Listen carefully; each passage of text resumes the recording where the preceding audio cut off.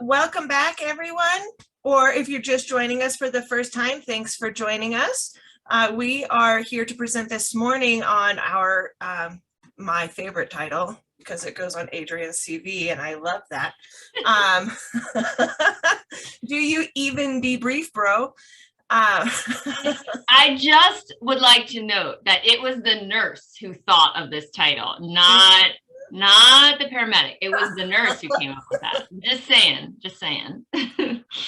I love it. So today we are actually much more casual than we have been. We've got some slides to keep us on track, but we would love to kind of have some, well, obviously you guys are muted, but interaction. So if you guys have questions as we go through, please pop those into the chat for us. Chat or Q&A, we'll keep a track of both of those as we go through. My name's Kimberly Whitten-Chung. I'm the Director of EMS Education at Pikes Peak Community College in Colorado Springs.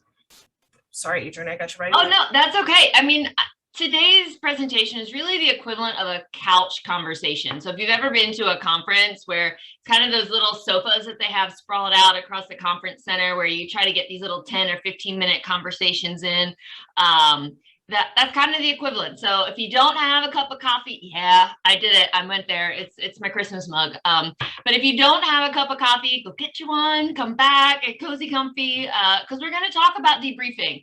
And it sounds silly, but the whole premise of debriefing is psychological safety and comfort and all those, touchy-feely kumbaya things, but it's true. So we want you to feel comfortable. We're comfortable. We're all ready to discuss debriefing. Like they mentioned, my name is Adrienne Wilk. I am very sad. This is the last of our 3-part series here. But yeah, hopefully we'll be back next year. We'll talk about whatever sim stuff you guys want to talk about. My background is as a nurse, and then my specific little niche in nursing education is simulation and interdisciplinary simulation. So we love to do sim with our friends outside of nursing. So today we really want to cover, we've got 4 objectives.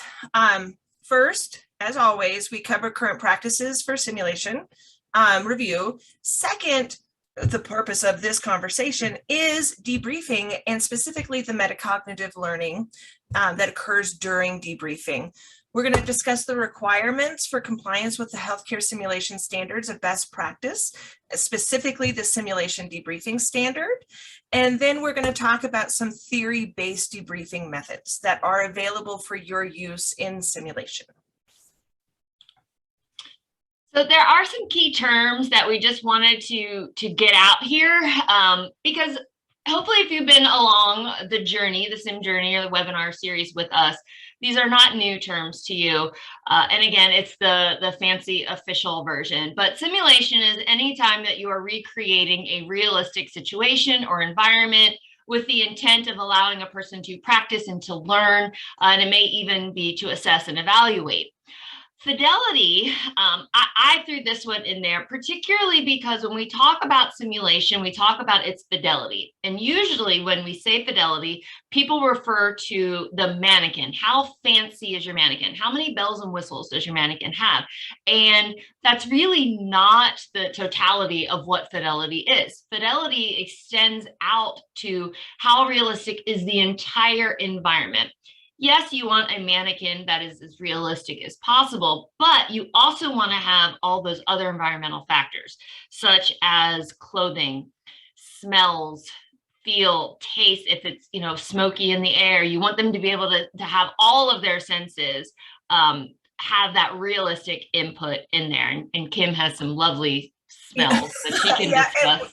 What we're looking for is that suspension of disbelief. We want the students to be able to walk into the environment and believe that they're there. The other thing with the fidelity is I don't plan my simulations or my scenarios around the mannequin itself or around my equipment. I plan my simulations and my scenarios around the needs assessment that we have determined on our education.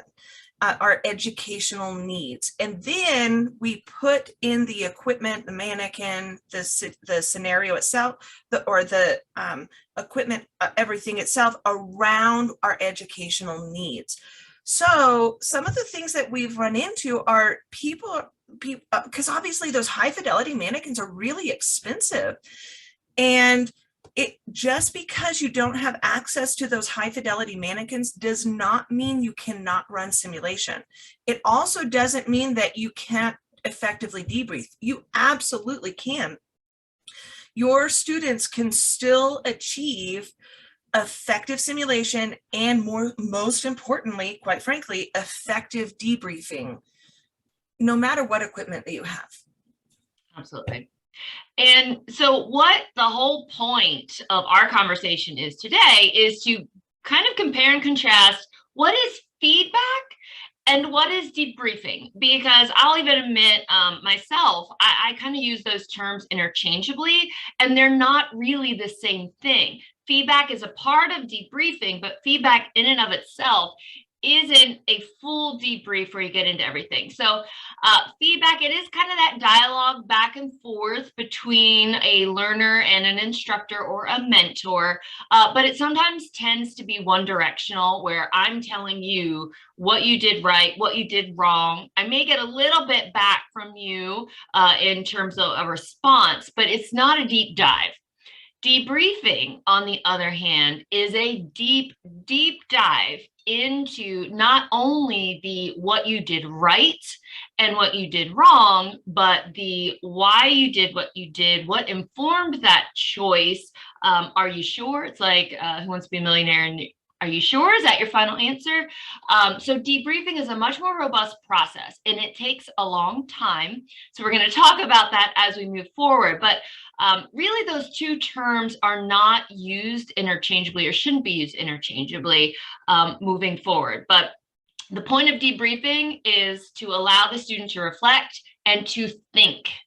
Okay, so let's move forward here. And I'll let Ms. Kim talk a little bit about the kind of the history of Sim and EMS education and why you all use it.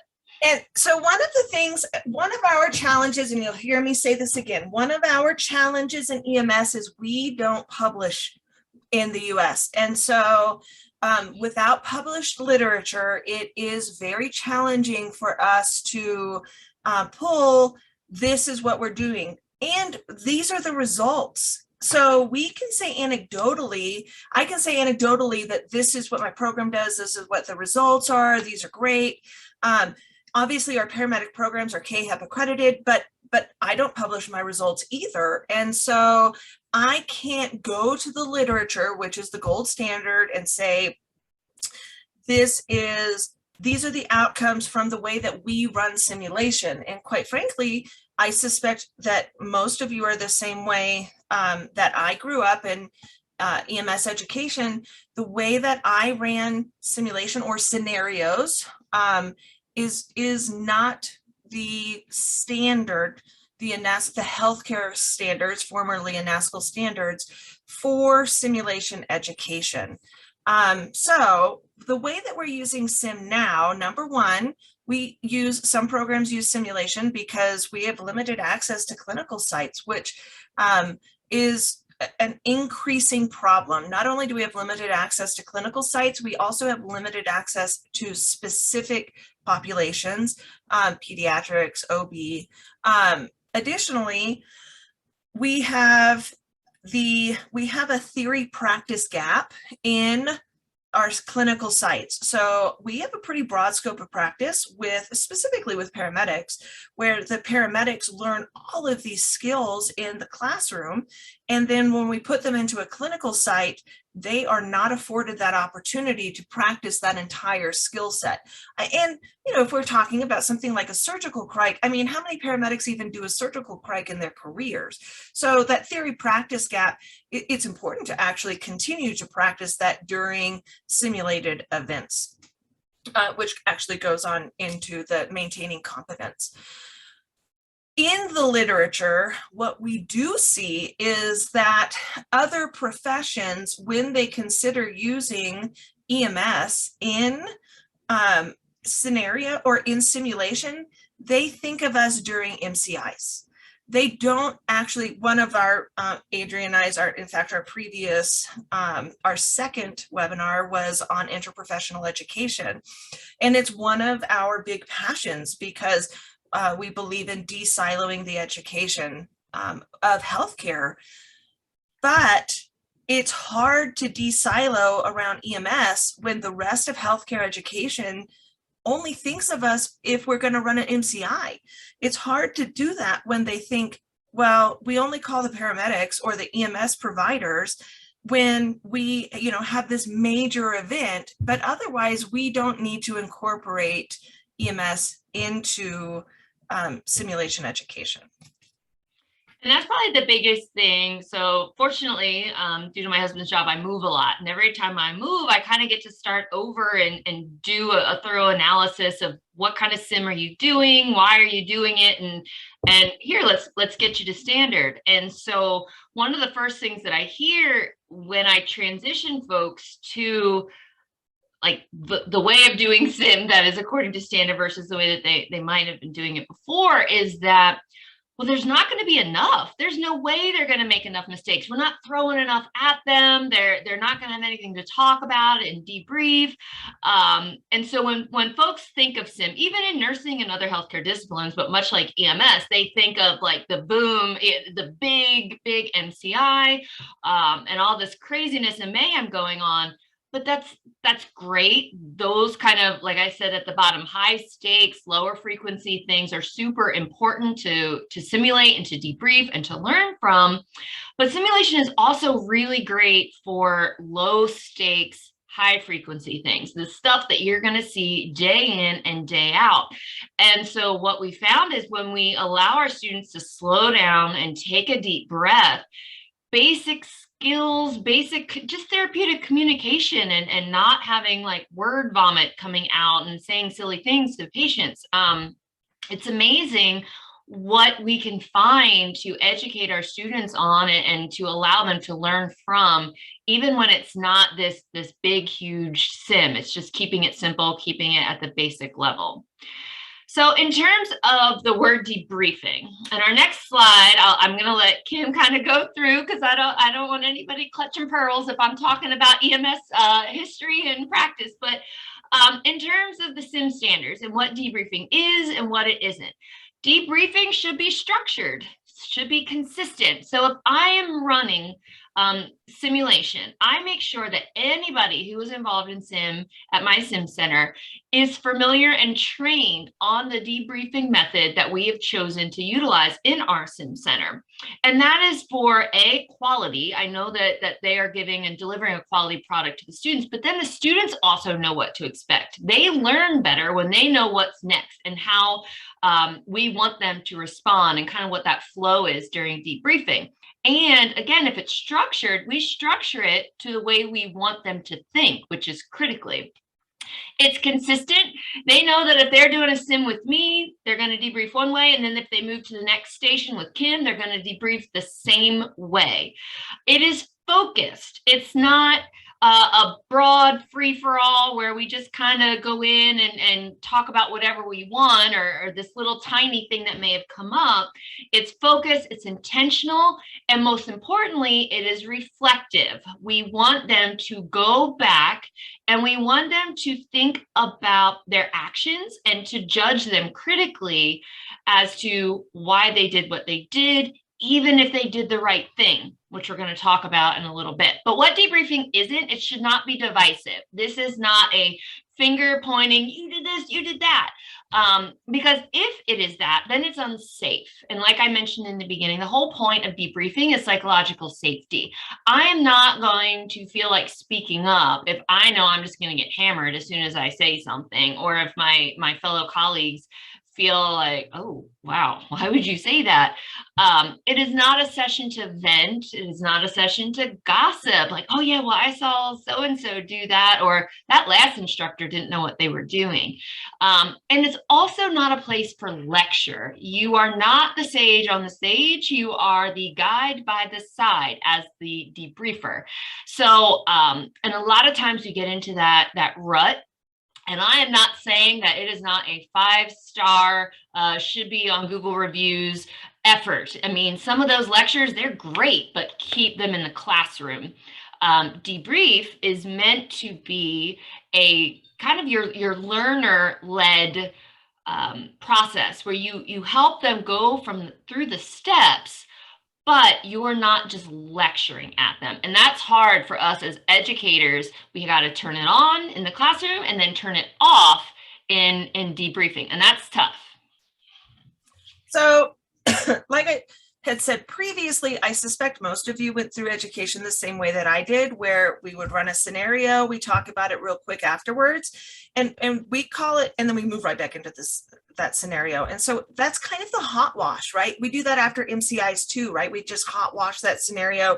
This is what went well, this is what didn't go well. Let's move on to the next one. We might have that kind of a little bit more in depth, is that conversation where we're having this is what you did, this is what you need to do, let's move forward in that one, but we still move on to the next scenario. What's missing is what was in that previous slide, where we're having a structured approach to the after scenario review. It's consistent between each and every one of your debriefers. And so, I mean, I would love to have consistency between my lab assistants, even we have overall consistency, right? But even in the approach to the skill, I suspect that if with all of us on here, even though we all achieve the same outcome, we may not have the same approach to even starting an IV, right? Like we've got different techniques to our IV starts. Debriefing is the same way. And debriefing is a learned skill that takes practice. Absolutely. And continuing education. I know on one of our last webinars, we talked about the new standards and how professional development is a part of that now. It's one of their new ones. And so it's not okay to just get that quick down and dirty orientation when you start teaching. You have to continue and go back, because there are multiple iterations of these processes. And as there's new research and as these debriefing methods have been implemented throughout multidisciplinary programs, we learn more, we grow, just like anything in healthcare.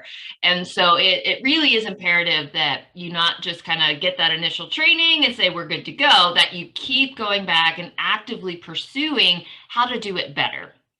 And the reason why we want to do it so well is because we know, and I say we, and I mean kind of nursing, because we did do a lot of the legwork on the research or nursing and medicine predominantly. But that doesn't mean that EMS can't hop on this train, because we want that. We value your input, and we think you have a lot to offer to all of healthcare, not just EMS. So I know Kim's going to keep tooting that horn as well. But why is a full debrief necessary? We're going to talk about all the obstacles. It takes forever. It's long. We just want to move on. We got to get them skills. But the problem with that is they're losing that ability for them to go through the process, and for us as expert providers or clinicians to role model how to think and how to get from point A to point B. Because so many times students look at us, they know this and they know that, but they're like, how did you connect those things? How did you get from here to there? And we don't always do a good job of explaining ourselves. It's just, well, we just know it. So it is a learned skill. And sometimes you do have to sit back and think, well, how do I know that? And how do I teach my students or the learners to know that? But debriefing is critically reflecting, and not just reflecting in silos, but reflecting in front of their peers, that discourse that happens among the learners. And depending on your group sizes, sometimes you sim and everybody has hands-on, and sometimes you sim and only 1 or 2 students or learners have hands-on and the others are observing. But that reflection and that discourse, that conversation that happens among the learners is really enhancing their learning and their education.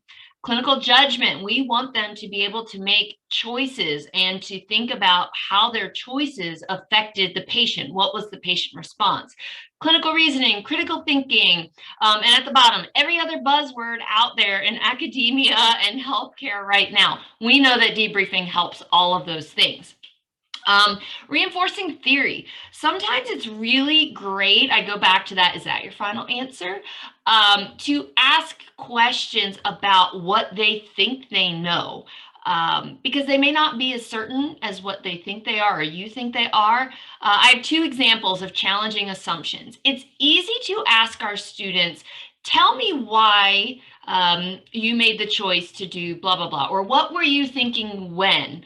I had a blood transfusion scenario and it was all the major signs, red flags are going up for a transfusion reaction, and the students just weren't getting it. And so in the debrief, obviously we talked about, all right, so tell us what was going on with the patient. What did you do? What were the signs and symptoms? What were you thinking when? What were you worried about? And they mentioned, we were really worried about a blood transfusion reaction, but it was on the second unit and it was after 15 minutes. And it dawned on me that during my lecture, I had talked a lot about that 15-minute window and blood transfusion reactions predominantly occurring during that time. And it helped me to reframe my lecture, and it helped me to redirect. They were kind of in the ballpark with the knowledge, but not really. There was a gap that I was able to identify by really getting into the, well, what were you thinking? Not me just telling them, hey, you should have picked this up. It was a transfusion reaction. They had these signs and symptoms. Duh. So it really just helped open up a dialogue that I improved as an educator. They improved as clinicians. It's also super important to challenge assumptions that were correct, either correct actions, correct thoughts, correct statements. Perfect example was just recently, I had a student, we were debriefing an OR sim, and I asked the question about the medication that they gave post-op for pain, why they gave it, how they gave it, and they had done everything correctly, but I asked, so tell me about the syringe size selection. Why did you choose the 3 ml syringe over the 5 ml syringe, which was correct? But what came out by challenging that correct action was they said, well, I have really small hands and it's just easier to manage a small syringe. And so it was just mind-blowing to me, like, had I not challenged them on a correct action, they may have gone to implement that same thought process to future patients and made a mistake. It worked out for them during my sim that I was debriefing, but it would not have worked out for them in subsequent patient encounters. So it is super important that we are challenging both correct actions and assumptions as well, and equally as often as we are challenging the incorrect actions or rationales. So a whole webinar on the new healthcare simulation standards of best practice. Used to be an Axel, but again, we're going to talk specifically about debriefing. And there's just 4 quick points that I want to talk about, get some of the formal stuff out of the way, and then we're going to get back to more of our couch conversation. So there are 4 listed here, which I'm going to talk in depth about. So your debriefer should guide students to achieve outcomes. Again, like Kim mentioned, she does sim based on a needs assessment and very structured, smart goals or objectives. And so when we do that, we need to make sure our debrief stays on the path of helping them to either debrief how they did or did not achieve those objectives and outcomes that occurred for the simulation. Ideally, it's after. Sometimes it's hot, meaning it's right after. Sometimes it's cold, where you give them a day or 2 afterwards, especially some of those higher adrenaline, higher emotionally charged sims. So there's literature kind of supporting both, but that's up to you as the educator to determine which one you're going to do. But overarching theme, learning-centered, adaptable, dynamic, individualized, specific, all of those things. Again, we're not just lecturing. We're not talking about a hypothetical patient. We are talking about the care that those learners provided and what was right and what was wrong. Adrienne, do you have another, if you're going to do a cold debrief, what do you think about another sim before that? I mean, me personally, I prefer to debrief immediately afterwards when it's still fresh, just because I feel like they're not kind of mixing things up.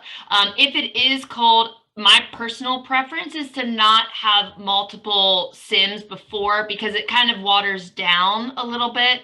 But again, I think that's something that you have to adapt based on the objectives. And so if it is a multi-patient scenario or MCI that you are running, maybe just have a twofold where you talk about the incident as a whole, where you kind of debrief the logistical operations, the ability for the throughput and how everything worked from an operations perspective, and then maybe debrief them separately on care of the patients that they provided. In nursing, we don't do a whole lot of after the event debriefing. We predominantly do it immediately after, but again, we're not doing super emotional or highly charged activities quite as often as what you guys do in EMS. Thank you. Sure.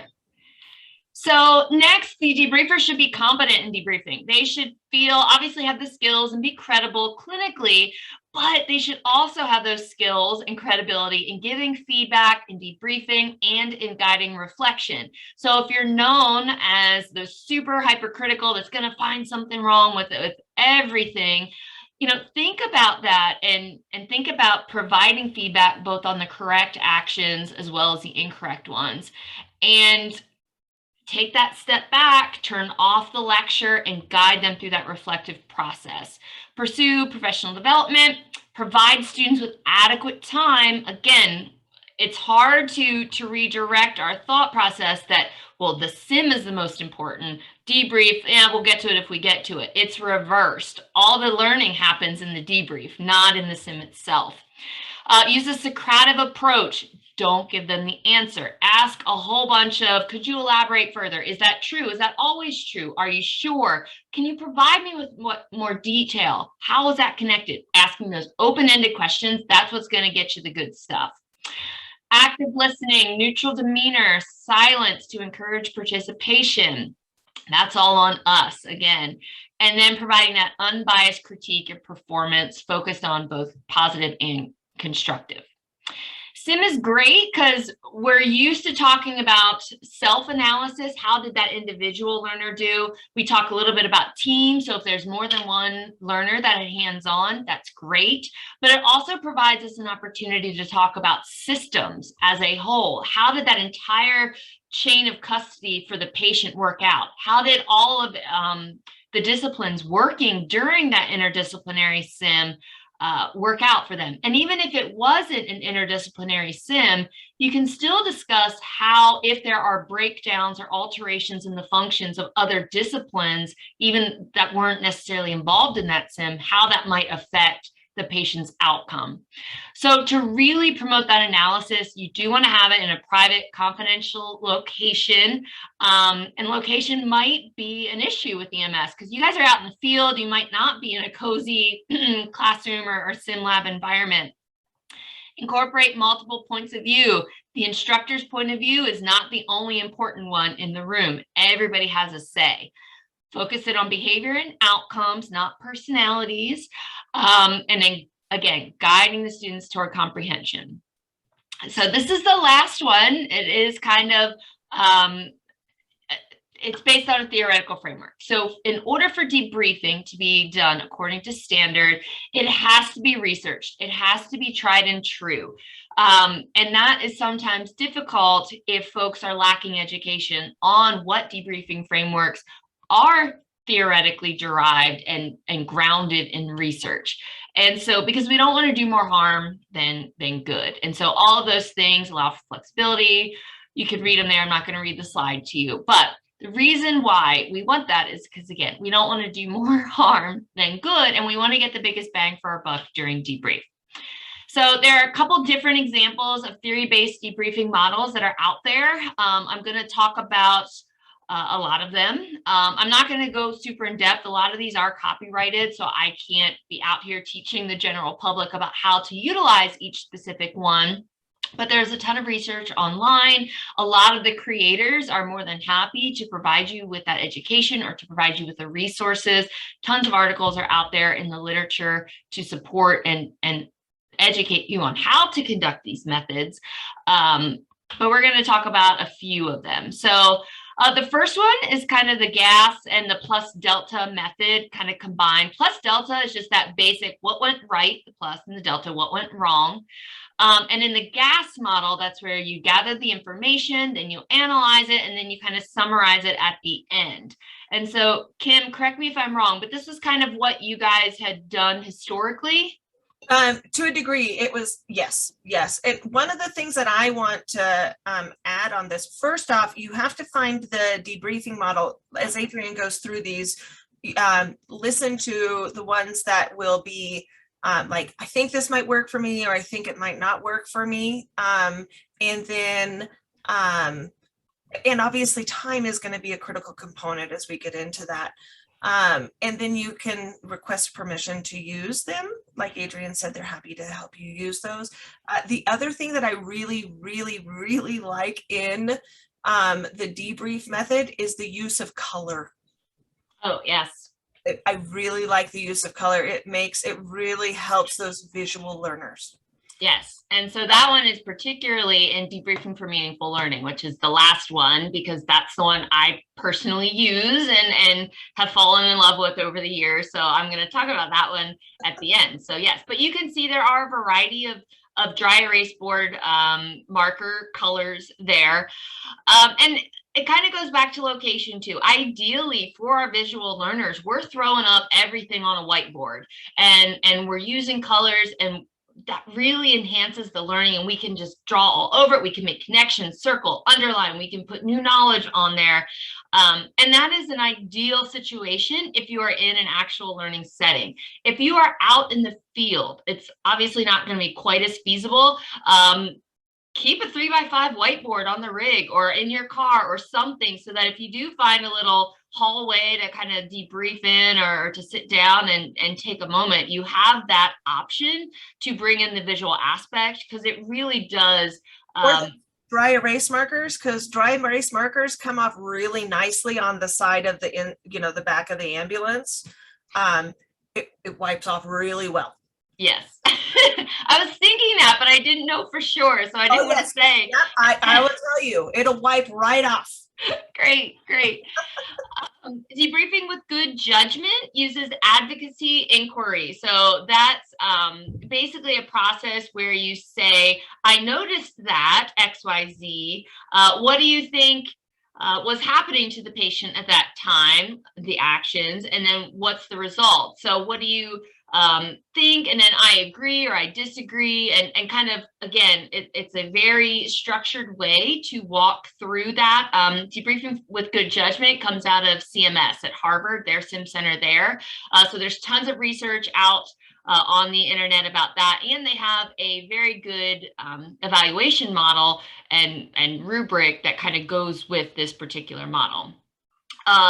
Pearls, again, with Pearls promoting excellence in reflective learning and simulation, objective, task, and they give you some sample phrasing there. But again, setting the scene, reaction, description, analysis. You're going to notice that a lot of these methods kind of have all the same components, and they really are in the same ballpark, because research is research, evidence is evidence. And so, yes, individual creators kind of came up with a couple of these different models, but the basics are the same: reflection and just going beyond providing feedback of what was right and what was wrong. My little soapbox, I love Debriefing for Meaningful Learning. I've been using it. It was the method that was used in the large nursing sim study that was done that helped lay the foundation for nursing to use sim in lieu of clinical hours. And it really supported that this was a good educational method and learning method for the students. And so during that big study, they used DML. And so with Debriefing for Meaningful Learning, it is kind of a 6-step process. And again, the whole point is clinical judgment, reflection, conversation with students and helping to challenge those assumptions. And you notice wrong thinking, wrong action, right thinking, right action, but then there's that gray stuff, right? Right thinking, but the wrong action, or the wrong thinking that led to the right action. And I think those two gray boxes are sometimes what's missing from some of the other models. And like Kim mentioned, Debriefing for Meaningful Learning is very prescriptive in their color usage when you're going through the whiteboard: red for wrong, green for good, and then blue for new knowledge as you move forward. Yeah, the blue. Blue. Yes. And so again, Dr. Dreyfus is great. So if you, she's a creator of this, and if this is something that's of interest to you, she does offer training and education for that. So I'll let Kim talk a little bit about the EMS specific debriefing methods. You have Stop 5 and paramedic debrief model. So go ahead.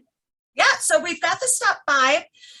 Stop 5 is actually used in some medical literature. It is well founded in the research, and it takes 5 minutes to cover. It covers you take 5 minutes, quick question, is everybody okay? Let's summarize the case. What went well? Where can we improve? And what's the action? Where are the responsibilities? 5 minutes to cover that. If we go back to that previous slide, right, where right thinking, wrong action versus wrong thinking, right action, we have a lot of learning in those two steps, and particularly with our new learners. I think that it's really critical to pick an appropriate debriefing model where they have the opportunity to reflect on their actions and reflect on their learning. So that moving forward, we have safe and effective patient care, right? Because that's our whole goal in all of this education, is safe and effective patient care.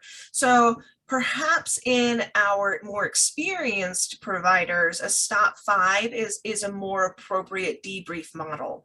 And so I think that's why it's good to have some familiarity with the models, know what works for your time frame, for your system, and then make the decision for what works for you. Recently published actually is the paramedic debrief model out of Australia, New Zealand area. There's 2 articles on this right now. And so again, it's the foundation is based in debrief literature, which is great. However, we don't have foundational literature supporting this type of debrief model. And so if you want to get into the paramedic debrief model, I strongly encourage you to set up a study, track your outcomes, and publish your data so that we can support or not, start to guide the paramedic debrief model and start to have the, best evidence for this model. But again, if you look at the steps: reaction, recollection, reflection, analysis, and application. I mean, these are basically the steps of experiential learning theory by Kolb. So, and I was going to say with Stop 5, like you said, leveling it appropriate to the learner is important. The other thing that is important is to think about Stop 5 might be appropriate for a very skill-focused sim where, it's very black and white, and you're not going to get into a whole lot of theory. If you're doing a very quick sim, that the entire objective or the whole point of that sim is for them to just perform a skill, that there isn't a whole lot of critical thinking, that 5-minute method might be effective. But as Kim had mentioned, once you open Pandora's box, you never really know what's coming as the facilitator of that debrief. And it allows for really great conversation, things that you didn't realize students thought, or that knowledge gaps that exist that you just didn't know were there. So it's really great. And like Kim mentioned, there's any institution typically has some kind of researcher or a statistician, either formally or informally, who likes that and who will support this. And anytime you say, hey, there's a gap and I'd like to research it, like, they get really excited. So reach out and try to make a connection with those folks, because I think it's valuable. There's a couple tools to evaluate the effectiveness of debriefing, because like Kim mentioned, if you're going to do sim, you're going to debrief it, and you're going to do research, you got to figure out how to determine, are we doing a good job? If you are a coordinator or a director and you're having difficulty getting some of your debriefers on board and getting everybody kind of heading in the right direction and on the same style and path, this might be useful to you, because these, again, are evidence-based tools that are designed based on what we know is best practice in debriefing. And so if you have something there that's tangible, a rubric, and you're evaluating your debriefers, it enhances their ability to debrief, but it also might help you get some folks in line if they are not on the train or not cooperating. So the dash tool is one. Basically, it has 6 parts to it. This is available, like Kim mentioned, if you go out to the different websites. This one is through CMS at Harvard. If you go out, you kind of click, yes, I'll use it the way it's intended to be used. It's copyright, all that stuff.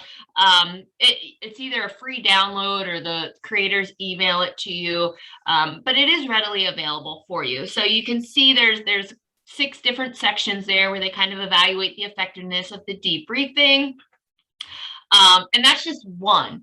So there's DMLES, that's an evaluation scale specific to the Debriefing for Meaningful Learning framework. There's, again, just a ton of different rubrics and tools out there to help you evaluate the effectiveness of your debrief. Student surveys, the SET-M simulation effectiveness tool modified, that's a great survey for students to fill out to see not only how effective was the sim, but how effective was the debrief and how effective was your facilitator who ran the sim and the debrief. Some of those, I'll go back to that slide. Some of these tools have both rater and student versions. So that's always fascinating to have students evaluate the effectiveness of the debrief and then the instructor, because sometimes they're like, yeah, man, we rocked that. That was great. We hit it out of the park. And then the students are like, not so much. Or vice versa, students are raving about it and you're like, well, I feel like I didn't tell them anything. They didn't get anything because I didn't lecture. And they just are blown away by the things that they didn't know, or the conclusions that they were able to come to together. So I would highly encourage you, if you are not debriefing according to standard, do that. And in combination with that, I mean, if you're ripping things up and revamping, bring this in at the same time so that you can evaluate the effectiveness of what you're going to do. Reflective prompts, again, kind of going back to that Socratic questioning. I really like to provide debriefers, particularly novice debriefers, with some example questions of what to use during the debriefing process. And this is a great kind of list that I've used, kind of compiling it from works of Dr. Dreyfus and Dr. Bradley here. But these are just some great examples of how to ask questions that we want to know the answers to without getting super specific that we're giving away the answer. So Kim, do you want to talk a little bit about the obstacles and why this what kind of potential pushback folks might receive? Yes. And quite frankly, I was one of these obstacles. In fact, I was all of these obstacles. And so when Adrienne started talking about this, we started having these conversations actually several years ago, because nursing did this, and EMS, we ran simulation. Like, we always run simulation. We run scenarios, we run sim, and we would hot wash and we'd move on. And I have a lot of stuff to get done, and I have my accreditation standards to meet. I had portfolios I had to get done. I now have my student resource, or my student competency matrix to get done, formerly Appendix G.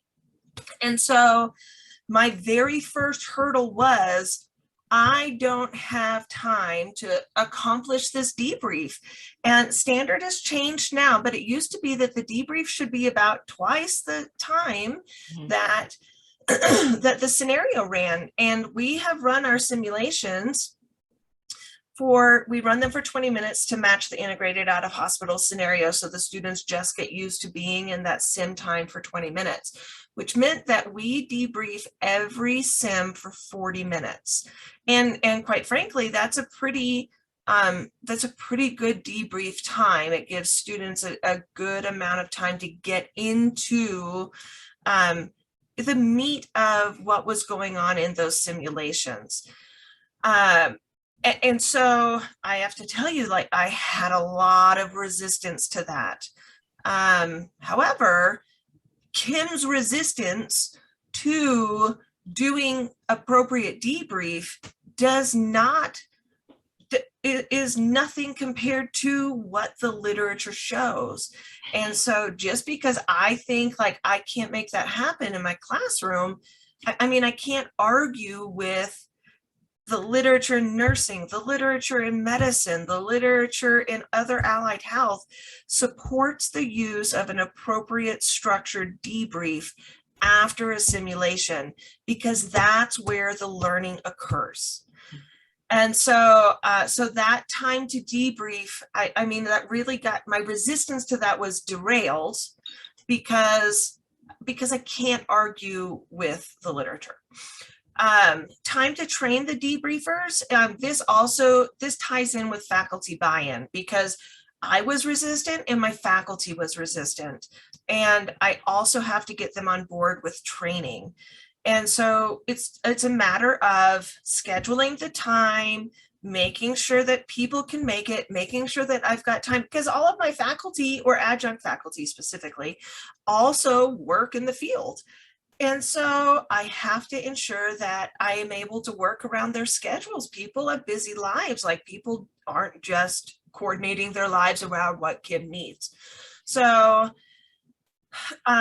it's a matter of getting buy-in, explaining why it's important, explaining this is where the learning occurs, and talking about just because this is the way it was always done doesn't mean this is the right way to do things. Which is, bad language, right? This is the way we've always done it. And then another issue for us that can be very challenging is having a location to debrief, because we should be debriefing in a different location from where we ran the simulation, because it needs to be removed as part of that psychological safety of simulation, specifically of that debrief. We should be away from where the sim was.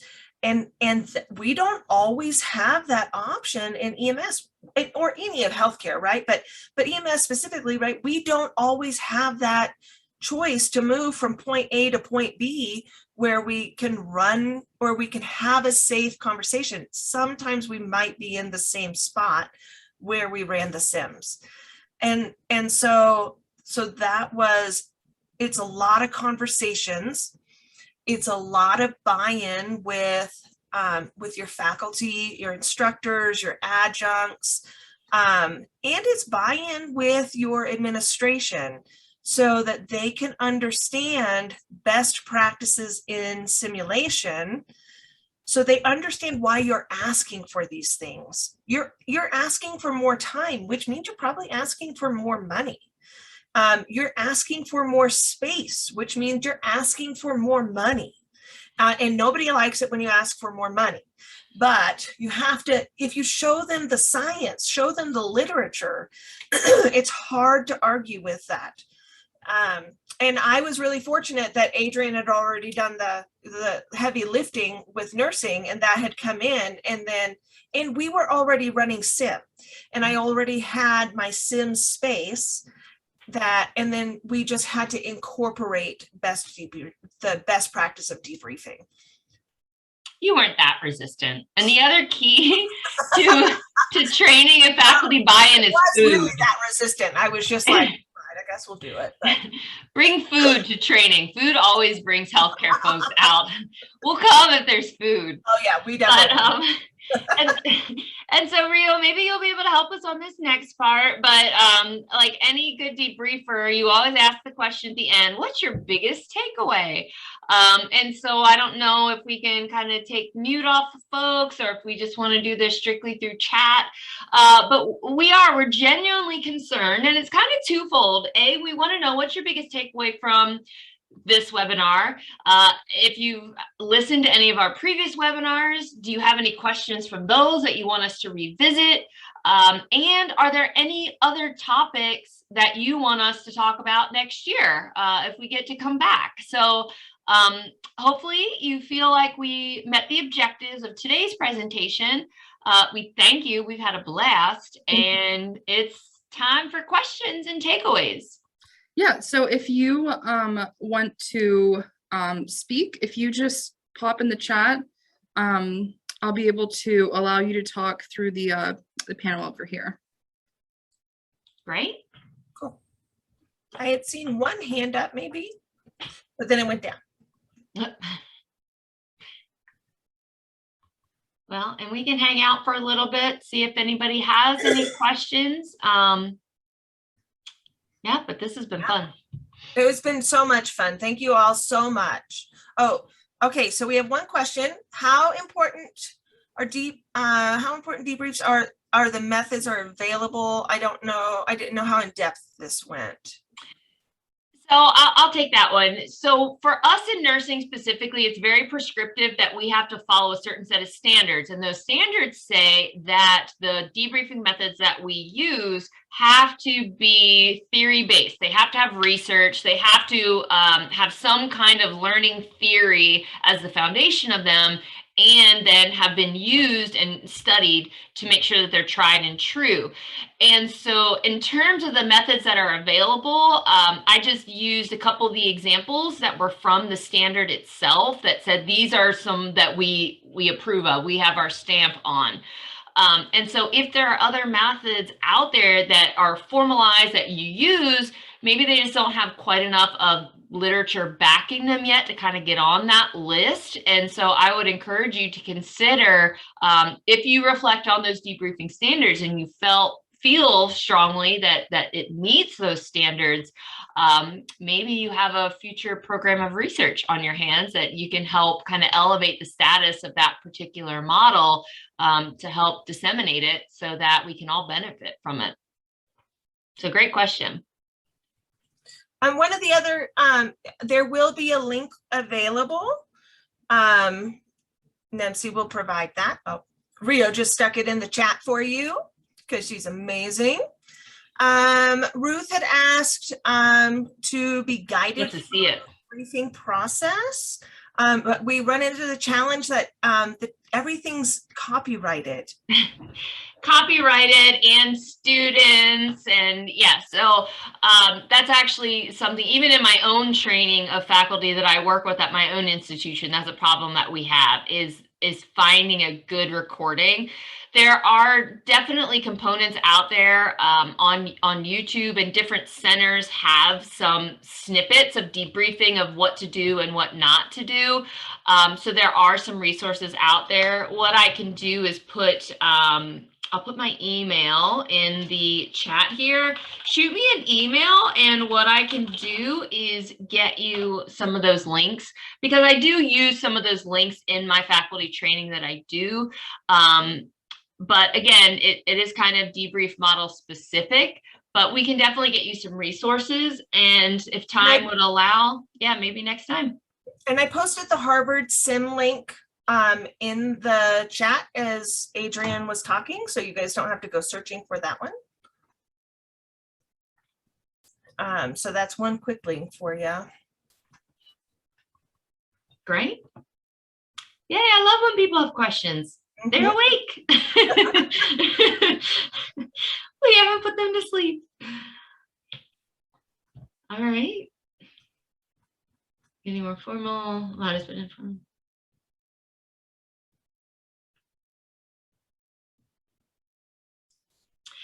So yeah, you're right. How are methods to be developed and researched if we're supposed to only use the tried and true methods? I think it kind of goes back to each method is based on learning theory and kind of the education literature itself. So like I mentioned before, if you reflect on the method that you're using and you feel that it meets those standards and it just hasn't been formalized in a way yet, or if you really start digging into some of those methods that I talked about, you're probably already using one of them. You may just not realize it, that it's called that.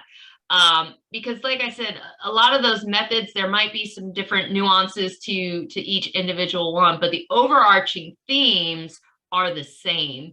So my gut is if you are exploring what went right, what went wrong, if you're guiding reflection, you're probably using one of those debriefing methods already. You're just probably not calling it that. And if it is something that is a little different, yeah, I think if you have a research foundation for why it's a little different and you're actually actively pursuing, investigating whether or not that's effective, then yeah, we'd always welcome that for sure. Are the slides from today's lecture available? I can make them. I mean, Rio, do you have a preference for how to send that out? Do you just send it out to the folks who registered? Yeah, so what I can do is if you send those to me, I can put them on our website in our webinar archive. So it'll be a link to the YouTube channel and then a PDF of the slides. It's just up to you guys. Okay, yeah, that's fine. And there are a lot of, lists of tools and stuff on there, so that makes sense. Great. All right. Nathan, I don't think so. Excuse me. Because so like MIND for strokes and our specified assessment tools can be incorporated into the debriefing techniques. And so I think that we can, like if we develop a scenario around a stroke patient, and one of our objectives is that we want the students to appropriately perform a MIND exam, then part of that debrief could be guiding the students through whether or not they were appropriate in performing their MIND exam. And the advantage to a debrief versus me standing up and saying, well, you did this right, you did this right, you didn't do this right, is it allows the students to actually determine whether or not they performed it correctly. And that's where those learning connections are made. That's actually a higher level, like if we're going to get into Bloom's, right? That's higher level Bloom's thinking. And that allows the students to solidify those connections so that next time they put it into practice, they remember that and they don't make that same mistake, ideally. Mm-hmm.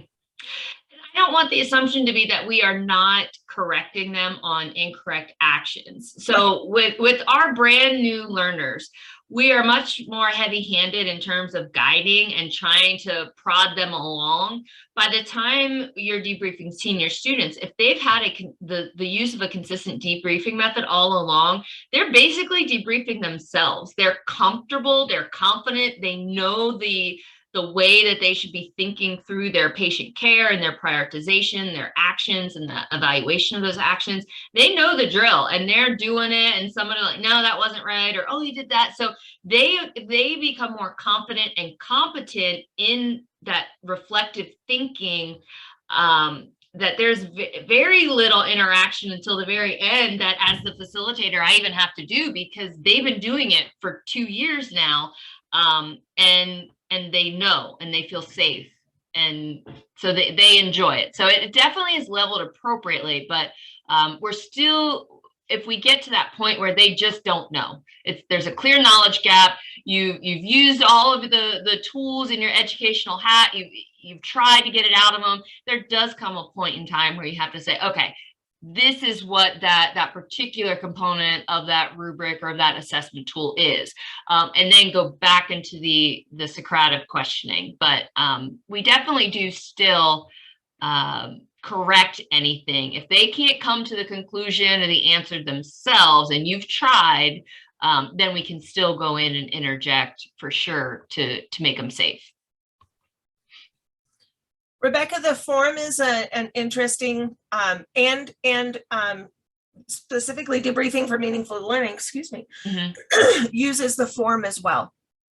And so that's a good idea, specifically to help guide their and focus their thoughts. Yeah, I mean, and we can do entire webinars on the different types of debriefing too, because there's a lot of literature out there now about self-debrief versus group debrief. Do you do them separately, just one or the other? Do you do a self-debrief and then a group debrief?